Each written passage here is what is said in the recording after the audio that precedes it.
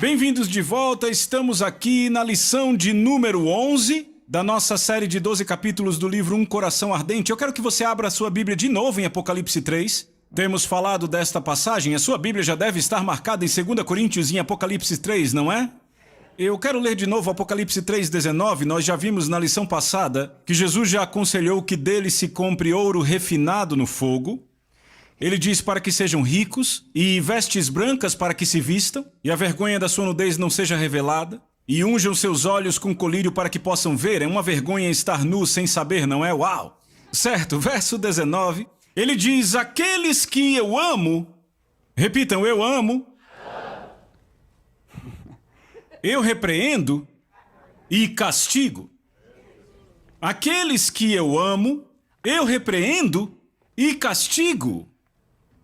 Certo? Bem, vá comigo para Hebreus capítulo 12 e isto vai ficar bom. Hebreus capítulo 12.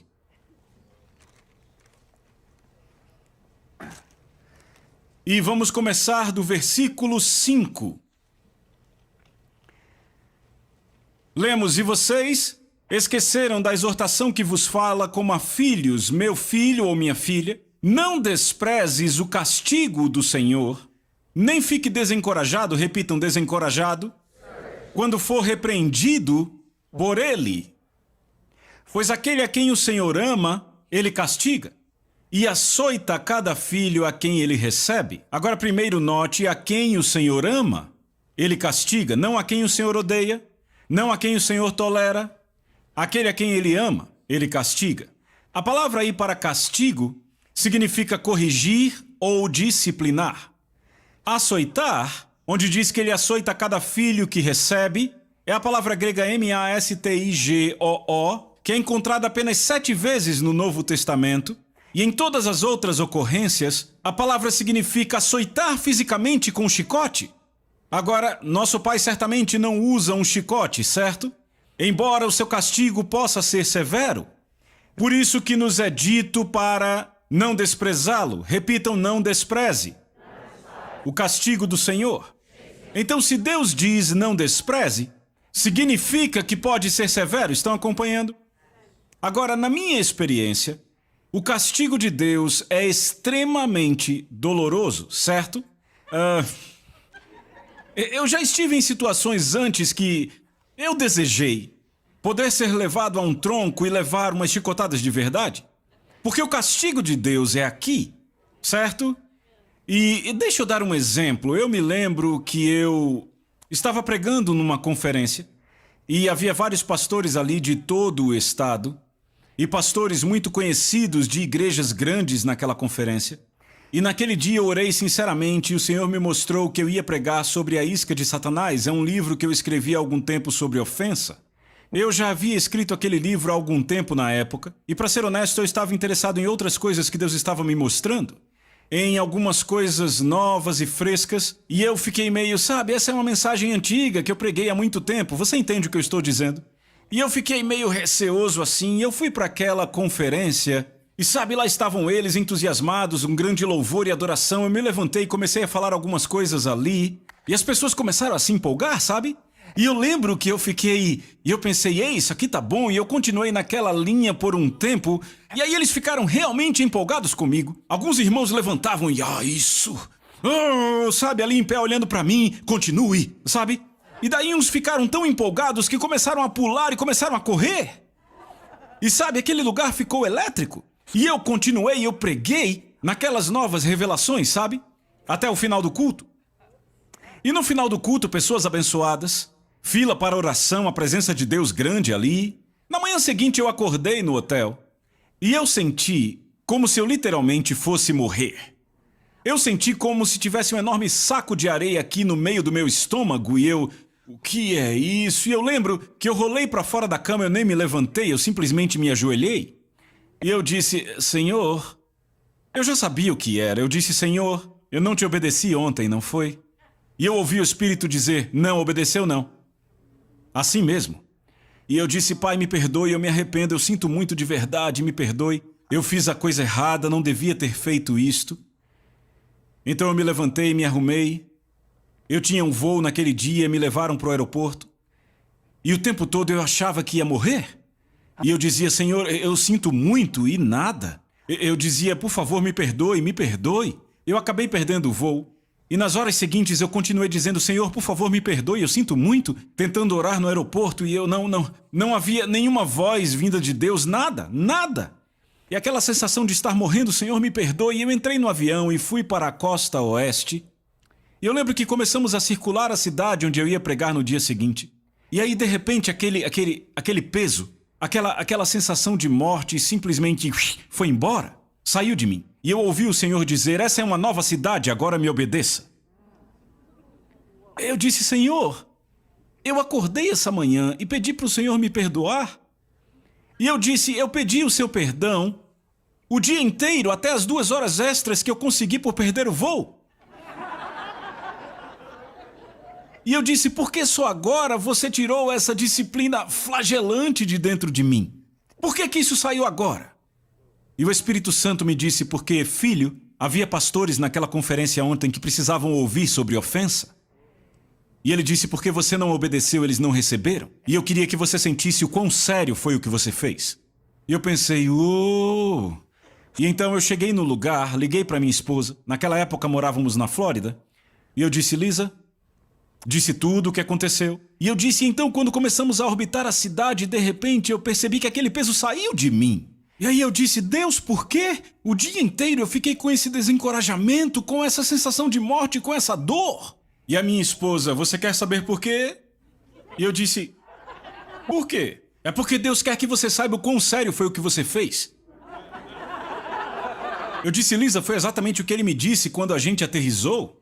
E ela disse, é isso mesmo. Agora ouça, eu nunca mais fiz aquilo. Eu disse, Senhor, nunca mais. E eu te digo, aquilo me ensinou algo. Nunca mais, não me importa. Se eu tiver que pregar a mesma coisa 50 vezes, se Deus disser para fazer, eu faço. Entendem o que eu digo? Estão comigo? Esta é a disciplina do Senhor. Agora, Deus pode permitir que outros continuem no seu erro ou pecado sem correção. Eu estou falando de pessoas que não são filhos. Mas não permitirá com seus filhos e filhas. Não é diferente de um pai. Veja, se meus filhos cometem um erro, eu vou lá e os corrijo. Se não forem meus filhos, pode ser que eu não entre na história. Mas eu me certifico de cuidar dos meus filhos, entende? É o que Deus faz com seus filhos. E você faz por quê? Porque ama seus filhos, porque você quer o quê? Que eles tenham o mesmo caráter que você, e no caso de Deus, que tenhamos o mesmo caráter deles, certo? Então, versos 7 e 8... Se suportais o castigo, Deus vos trata como filhos. Pois qual é o filho a quem o pai não castiga? Mas se ficais sem castigo, do qual todos são feitos participantes, então sois bastardos, não filhos. Alô, você viu isso? Deus diz que se você não tem castigo, então você é bastardo e não filho. Então, da próxima vez que sentir o castigo do Senhor, diga, graças a Deus, eu sou salvo.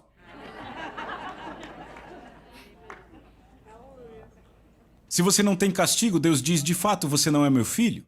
Eu vou te contar como eu aprendi isso, pregando numa igreja com milhares de pessoas. Era uma manhã de domingo, uma daquelas manhãs proféticas, uma daquelas manhãs que Deus dá uma palavra e você percebe como homem que está cortando o coração das pessoas. E eu tremia enquanto pregava, foi muito forte aquele dia. E eu lembro que eu chamei as pessoas para virem à frente e receber oração. As pessoas fizeram uma fila que ia até lá na frente. Era enorme.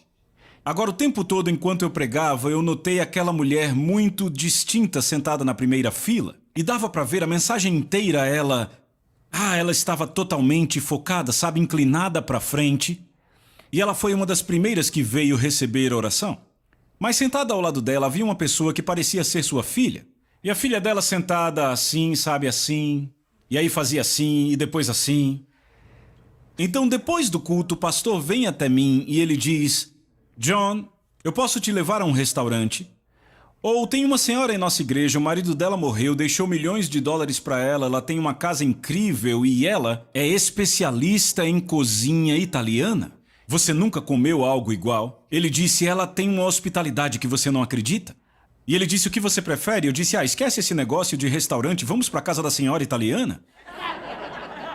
Eu gosto de comida caseira, sabe? Eu sou italiano, eu gosto de comida italiana. Fomos para a casa daquela senhora e quando ela abriu a porta da frente, era a mulher que estava na primeira fila.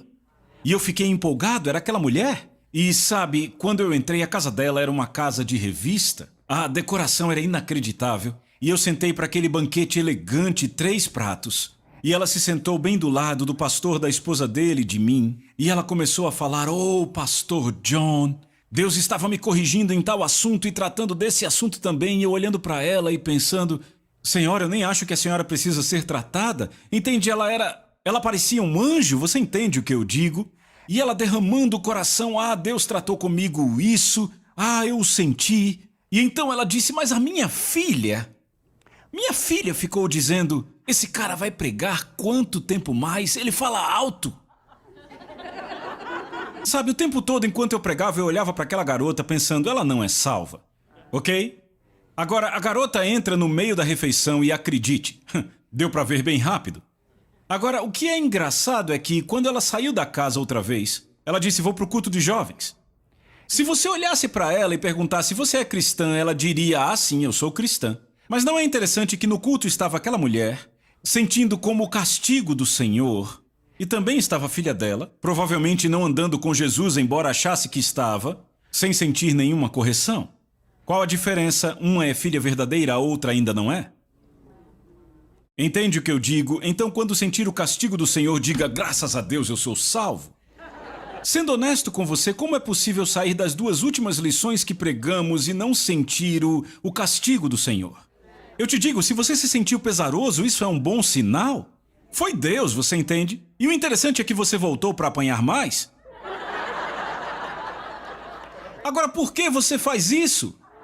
Por que você faz isso? Não é interessante? Veja, eu já me peguei falando com Deus. Ok, Deus, eu estou sentindo como se fosse chicoteado agora, ok? Mas não faça esse pregador pregar, que ele continue pregando, eu preciso disso. Tem algo no castigo do Senhor que você sabe, embora diga, como isso é doloroso, que está lhe fazendo bem. Entende o que eu digo? Porque veja o que o escritor continua dizendo, veja. Ele diz, além do mais, tivemos pais segundo a carne que nos corrigiram e lhes prestamos respeito. Não devemos então nos sujeitar muito mais ao Pai dos Espíritos e viver, porque aqueles de fato por algum tempo nos corrigiram, como bem lhes parecia. Mas ele, vejam isso, mas ele para nossa vantagem. Repitam, nossa vantagem. Para que possamos ser participantes de sua santidade. Repitam, santidade. Então você vê bem aí que a razão para Deus nos castigar qual é? Para sermos participantes da sua santidade. Verso 11. Porque nenhum castigo parece ser prazeroso para o castigado, mas doloroso. Repita, doloroso. Diga de novo. Mais uma vez. Agora, você ouviu o que acabou de falar? Você disse doloroso. Então, nenhum castigo parece ser prazeroso, mas angustiante, contudo, posteriormente produz um fruto pacífico de justiça para aqueles exercitados por ele. Agora eu quero falar algo e quero ser claro. E eu espero que você anote. O primeiro desejo de Deus, diga o primeiro desejo. Seu desejo mais importante é falar conosco de maneira severa na palavra enquanto nos castiga. Ok, lembra quando eu saí do quarto do hotel naquela manhã? O Senhor disse, não, você não obedeceu. Era só o que ele precisava falar, ok? Certo? A forma número 1 dele, a maneira número 1 que ele tem de disciplinar os seus filhos é através da sua palavra. Ok? No entanto, se nós ignorarmos sua palavra falada em nosso coração, ok? Quer seja porque nossa consciência se tornou um pouco endurecida, então não estamos sensíveis para ouvi-lo, ou porque nós reprimimos e não damos ouvidos a ele. Não, mas eu estou certo. Entende do que eu falo? Sabe, você já falou algo sobre alguém e parecia uma faca entrando em você? Falem comigo. E você, mas eu estou certo, o que eu estou falando é verdade. Então você ignora a faca. Certo? A faca é o Espírito Santo dizendo, não faça isto. Você ignore o que acontece, um véu cobre seu coração. Porque a Bíblia diz que quem não refreia a língua engana o seu próprio coração. E quem não é praticante da palavra engana a si mesmo. E aí da próxima vez que falar de alguém não sentirá uma faca, só um beliscão. E você, eu estou certo. E aí outro véu encobre o coração, é o engano. E aí da próxima vez que falar de alguém não é um beliscão, é só uma pontadinha. E aí você, eu estou certo. E aí outro véu encobre o coração, da próxima vez não sente nada. Sua consciência cauterizou. Deus pode sim te alcançar pelo arrependimento, ok?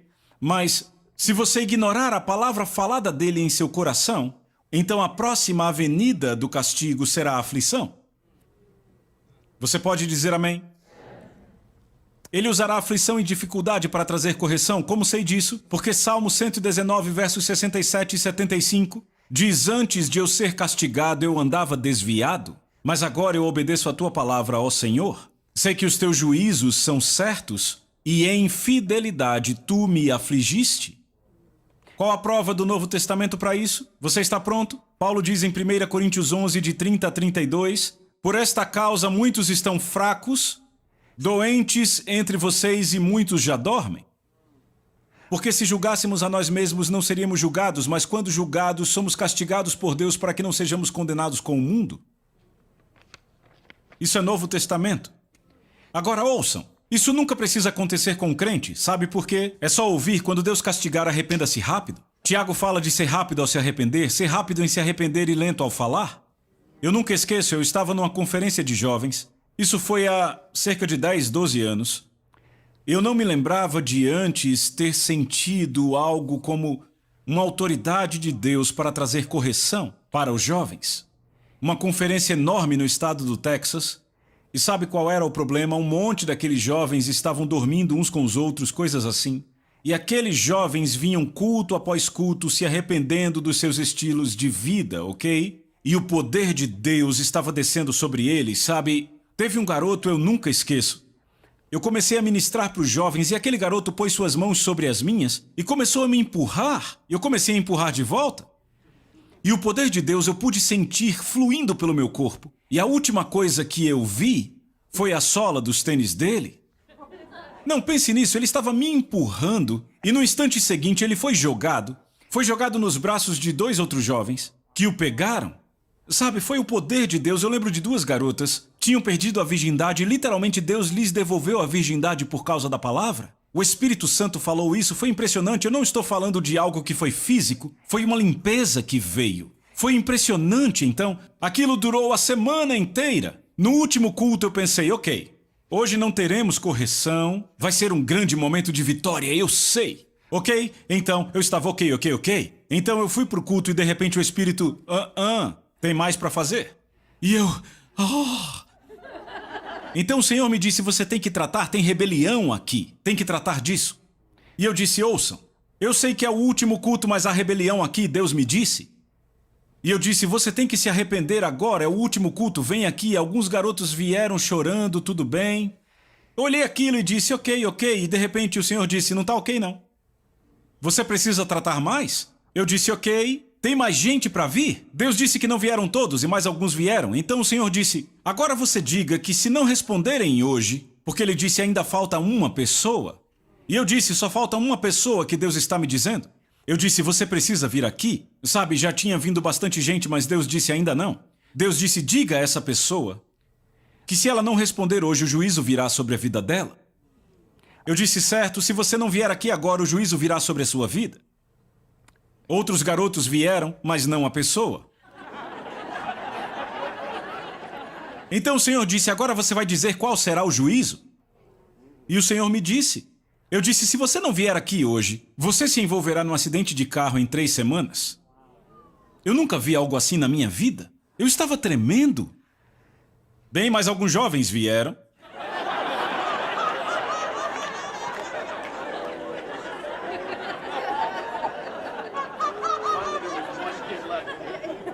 Só ficou um sem vir, não.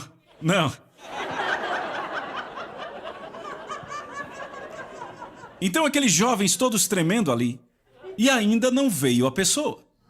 Então o Senhor me liberou. Eu orei por aqueles jovens e tivemos um culto bombástico. Foi a mesma noite quando eu vi a sola do sapato daquele garoto. Foi um mover tremendo de Deus. Eu acho que terminamos depois das 11. O Espírito de Deus literalmente caiu naquele lugar. Foi maravilhoso. Meses depois, o pastor de jovens me ligou e disse, eu tenho que falar com você. Eu tenho que te contar algo impressionante. Disse, John. Ela disse, tínhamos uma garota no grupo de jovens que causou tantos problemas. Ela é certamente a pessoa mais rebelde que já conhecemos. Ele disse, ela não cedia. Ele disse, 3 semanas depois do encontro, ela se envolveu num acidente de carro, numa manhã com neblina. Ele disse, John, foi perda total. E eu pensando, ah, meu Deus. E de repente ela foi para o hospital, ficou em estado crítico. Mas John, ela saiu do hospital hoje. E ele disse, ela está totalmente arrependida, afogueada por Deus. E sabe, eu ainda falo com esse líder de jovens periodicamente. E sabe, aquela garota vive uma vida fervorosa até hoje. Agora, não é triste que o carro deu perda total? Não, sério, ela poderia ter salvado o carro e não ter ido para o hospital se ela tivesse apenas dado ouvidos. Mas por que é que às vezes somos tão burros? Nós resistimos a Deus quando Ele diz, eu estou corrigindo vocês porque eu amo vocês. E tentando levar vocês a um lugar onde vão participar do meu caráter. E a gente luta com Ele, como se soubéssemos mais que Deus. Dá para ser mais burro? E o texto continua, levantai as mãos que se encontram penduradas e os joelhos fracos. E entenda, as mãos falam do seu serviço, repitam, serviço, ou seu trabalho como crente, certo? E os seus joelhos falam de quê? Da sua caminhada, da sua forma de viver, correto? Então, veja, Jesus não estava enfraquecendo a igreja de Laodiceia. Na verdade, ele estava dando a ela o que ela precisava para reacender o fogo, certo? Certo? Então, por que tentamos fugir do castigo do Senhor? Deus disse em Jeremias 23, 22, se estivessem estado no meu conselho, teriam feito o meu povo ouvir minhas palavras, e o teriam feito voltar do seu mau caminho e da maldade das suas ações. Vejam os versos 14 e 15. Ele continua dizendo, persigam a paz, repita paz, com todos os homens em santidade, sem a qual ninguém verá o Senhor. Certo? Atentando para que ninguém se separe da graça de Deus. No verso 12 ele diz, fortalecendo as mãos descaídas e os joelhos trôpegos, certo? Perseguindo a paz, ok? Coloque seu marcador aí, porque agora vamos para Isaías. Isso, eu quero que você veja no Velho Testamento, Isaías 35. Se você achou, diga amém. Certo, Isaías 35, 3. Ele diz, fortalecei as mãos decaídas e firmai os joelhos vacilantes, então. Daí veja o que ele diz. Dizei aos desalentados de coração, sede fortes, não temais. Eis o vosso Deus, a vingança vem, a retribuição de Deus, ele vem e vos salvará. Agora veja, então os olhos dos cegos serão abertos. Quando os olhos serão abertos? Quando o quê? Quando se fortalecerem as mãos descaídas e os joelhos trôpegos, certo? Não é assim? Em outras palavras, quando o povo de Deus começar a andar em santidade, então seus olhos serão abertos para ver. Era isso que a igreja de Laodiceia precisava, certo? Então os olhos dos cegos serão abertos, os ouvidos dos surdos se desimpedirão. Não está falando da surdez física. Fala dos ouvidos do coração do povo. Lembra que Deus disse, eles têm olhos, mas não veem, têm ouvidos, mas não ouvem. Não está falando de olhos físicos, nem de ouvidos físicos. Fala do espírito que ficou entorpecido, seus corações estavam entorpecidos. Certo? Os coxos saltarão como cervos e a língua dos mudos cantará, pois águas arrebentarão no deserto e ribeiros no ermo. Veja. Uma estrada, repita, uma estrada, estará lá onde no deserto, onde ele trouxe a correção, uma estrada será chamada estrada da santidade. Repita, santidade. Você vê como tudo se relaciona? Isaías diz, fortaleçam as mãos descaídas, joelhos trôpegos, olhos serão abertos, ouvidos serão abertos. E aí ele diz que haverá uma estrada ali, uma estrada que será chamada estrada da santidade. Repita, estrada de santidade. Ou seja, um nível mais elevado de vida. Lembre-se, quando Deus fala em santidade, Ele está dizendo, eu não penso como você, eu não falo como você, não vivo como você, suba para o meu nível de vida. Por que você quer ficar andando com as galinhas no curral se eu te chamei para ser uma águia? Certo? É isso que Ele está dizendo. Veja, uma estrada estará ali, uma estrada e ela será chamada estrada da santidade. O imundo não passará por ela.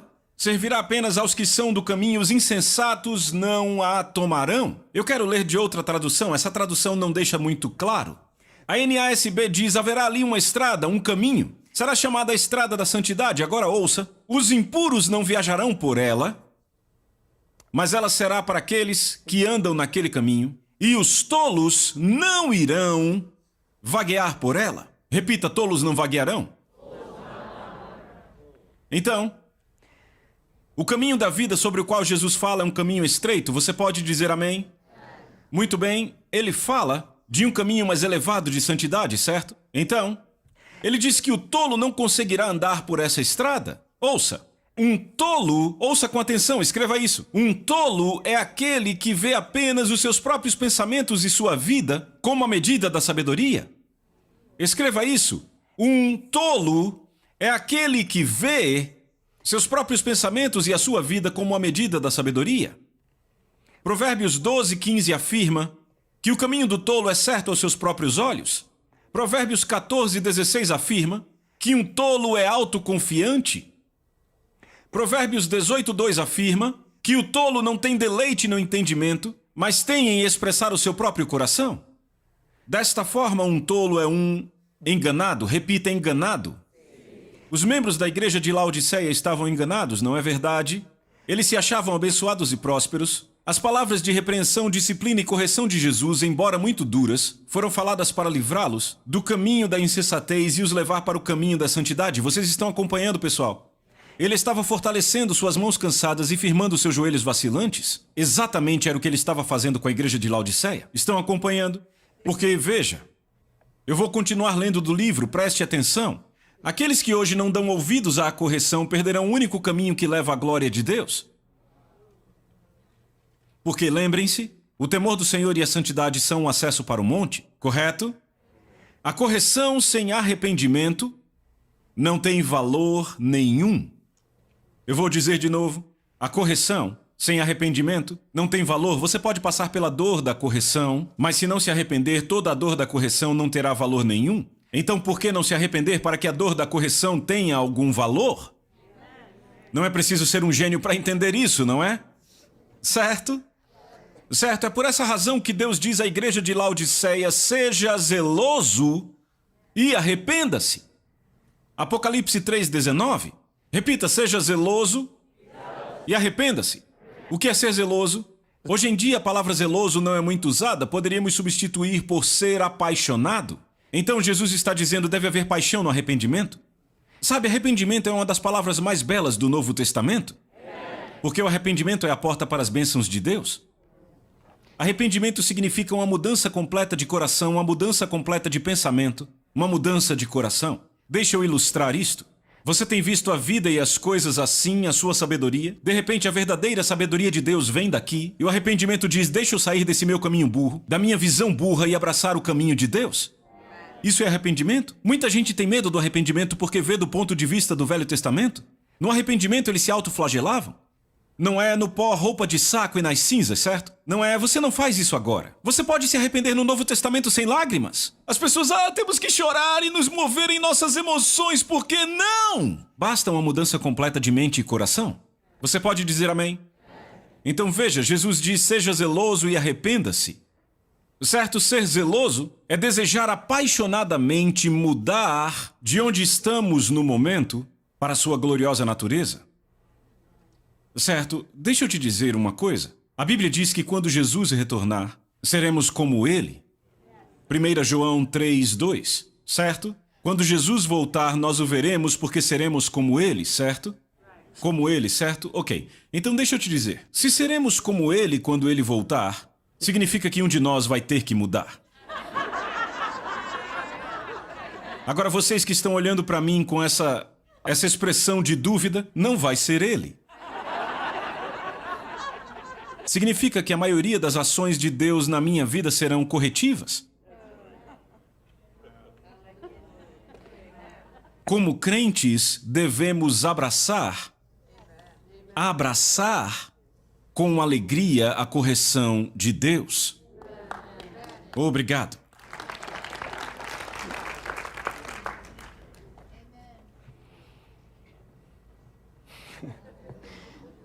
E alguns de vocês, por que eu vim hoje? Eu sei que não tem ninguém pensando nisso.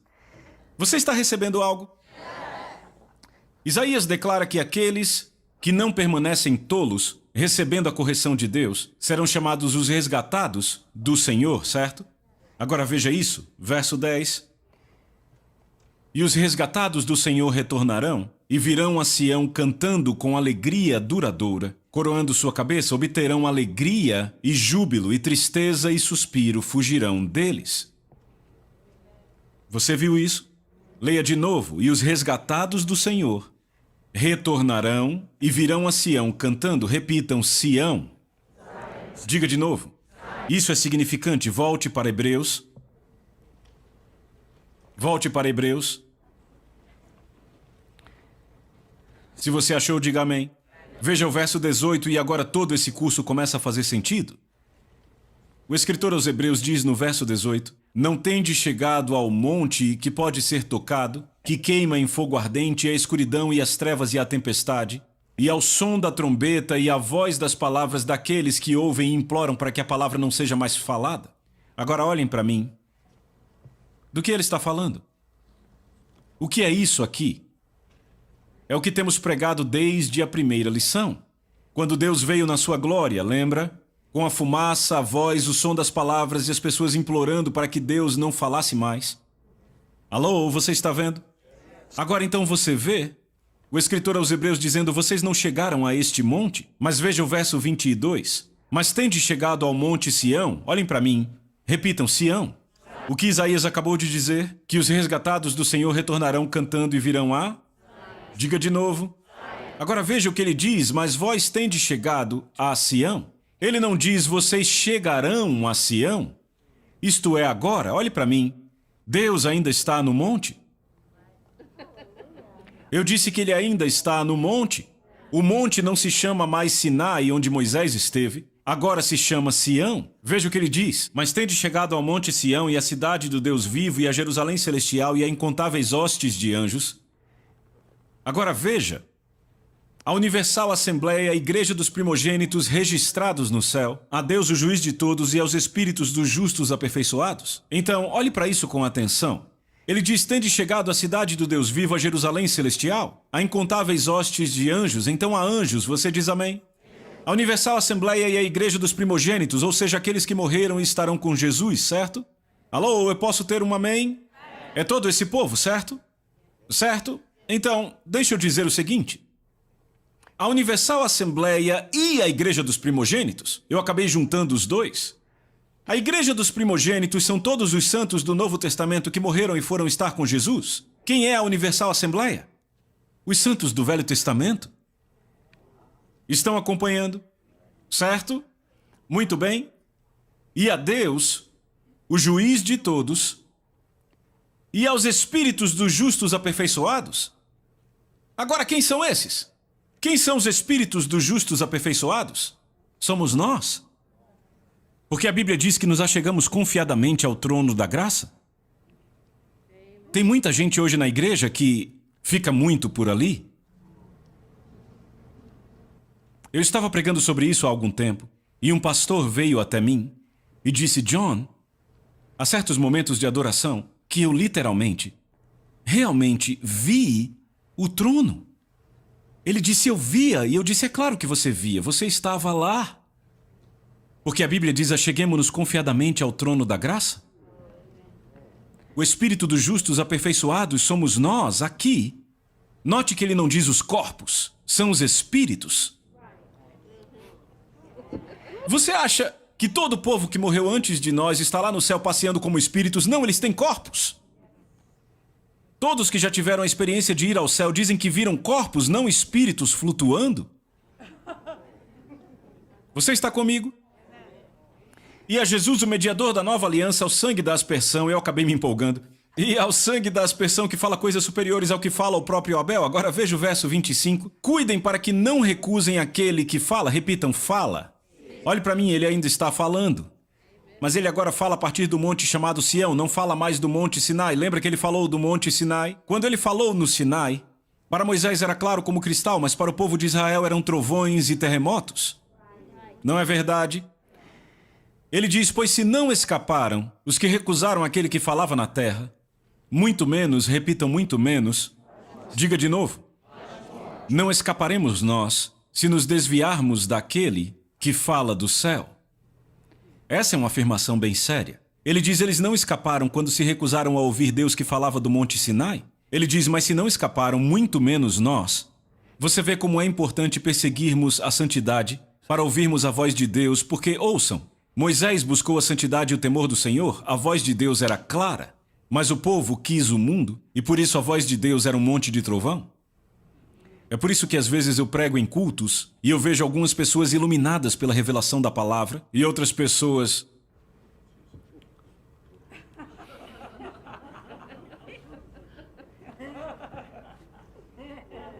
Entende o que eu digo?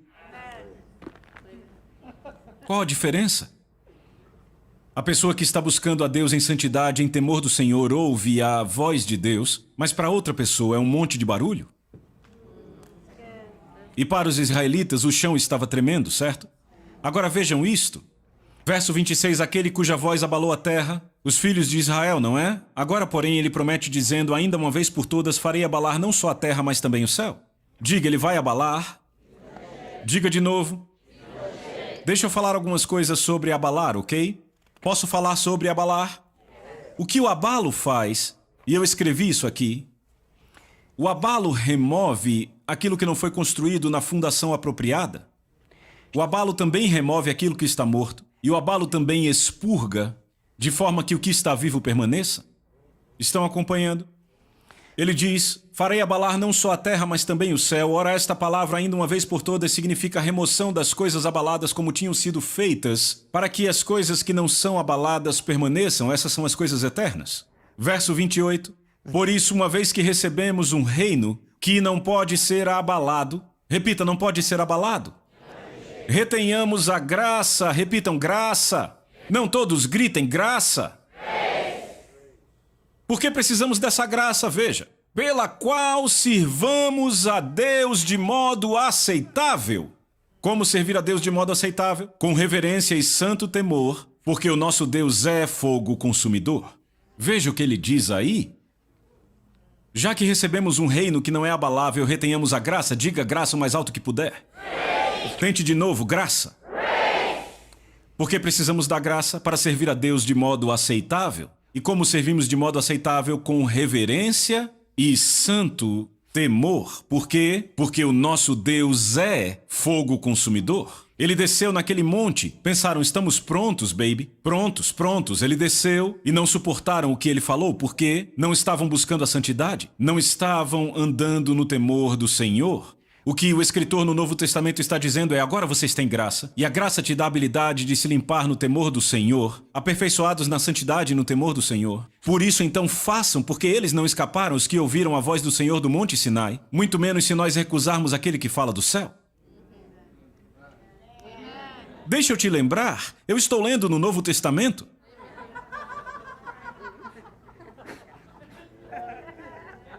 Ok? Agora, sabe o que acabou de acontecer aqui? Nessas 10 lições você entendeu a trama? E agora, quando lemos essa passagem, ela te acertou em cheio, não é? Você não ficou apenas lendo? Por quê? Porque agora você entende todo o contexto. Mas infelizmente hoje a gente tem aliviado isso. Ah, temos a graça, ela é a grande cobertura, sabe, irmão? Nós somos salvos pela graça, vivemos como queremos e chegamos no céu. Não precisamos dar testemunho, chegamos de qualquer jeito. Não.